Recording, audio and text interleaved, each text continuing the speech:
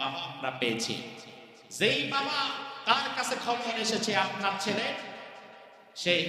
ইসকনের সাথে হাত মিলিয়েছে, আপনার ছেলে জয় শ্রীরাম স্লোগান দিয়েছে,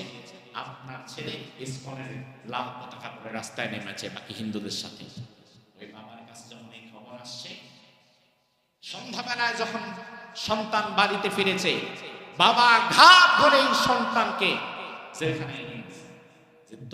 কুলাঙ্গার সন্তান আমার দরকার নাই, যে সন্তান মুসলমান ঘরে জন্মগ্রহণ করে, হিন্দুত্ববাদ গ্রহণ করে, ইসলামের পক্ষে দালালি করে, এমন সন্তান থাকার চেয়ে মরে যাওয়া ভালো।